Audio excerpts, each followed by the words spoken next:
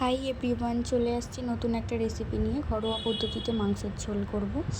এটার জন্য পেঁয়াজ কুচিয়ে নিয়েছি, টমেটো কুচিয়ে নিয়েছি, আদা রসুন কুচিয়ে নিয়েছি এবং মাংস তো আছেই। আর এখানে একটু কিছু গরম মশলা নিয়ে নিয়েছি। কড়াইতে তেল হিট করতে দিয়ে গরম মশলাগুলো আমি একে একে দিয়ে দিয়েছি।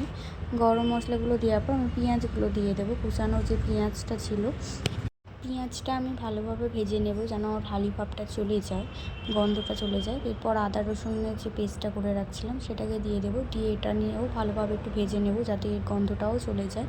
তারপর টমেটোটা দিয়ে দেবো। টমেটোটা তাড়াতাড়ি গলে যায় তাই এটাকে লাস্টেই দিলাম। দিয়ে ভালো করে নেড়ে চেড়ে নিয়ে ভালো করে তারপর একে একে এবার মশলাটা যখন একটু গলে যাবে তারপরে আমি যে বাকি মশলাগুলো সেগুলো দিয়ে দেবো। নুন দিয়ে দেবো একটু পরিমাণ মতো, যতটা মাংস সেরকম অনুযায়ী নুনটা দেবেন। নুনটা দিয়ে কিছুক্ষণ ভালোভাবে নেড়েচেড়ে নিতে হবে, কারণ নুনটা দিয়ে ভালো করে নেড়েচেড়ে নিলে মশলাগুলো সব কিছুই গলে যাবে। তারপরে দিয়ে দিলাম আমি ধনে গুঁড়ো দিয়ে দিলাম। ধনে গুঁড়ো দিয়েও এবার ওপর একটু ভালো করে নেড়েচেড়ে নেব। নেড়েচেড়ে নেওয়ার পর এবারে দিয়ে দেবো হলুদ, পরিমাণ মতো হলুদ দিয়ে দেবো। হলুদ দিয়েও এবার করে ভালো করে নেড়ে নেব। নেড়ে নিয়ে এবার পরিমাণ মতো লঙ্কার গুঁড়ো দিয়ে দেবো। লঙ্কার গুঁড়োটা আপনারা যতটা পরিমাণ অনুযায়ী দেবেন, কারণ মানে বেশি খেতে চাইলে বেশি দিতে পারো, কম খেতে চাইলে কমও দিতে পারো।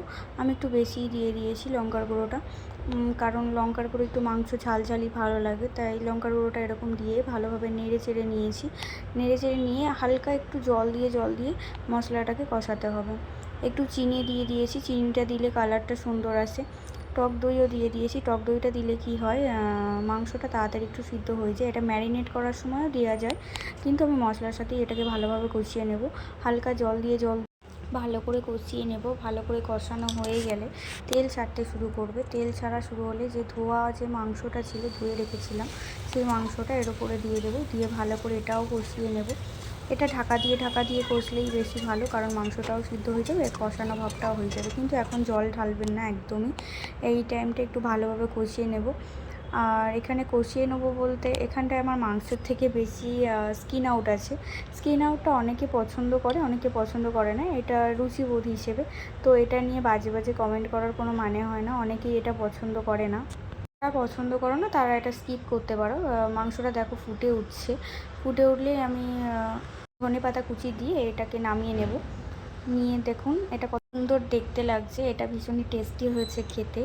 আপনারাও ট্রাই করতে পারেন। কেমন হয়েছে জানাবেন। কাল দেখা হবে নতুন একটা রেসিপি নিয়ে। বাই বাই সবাই।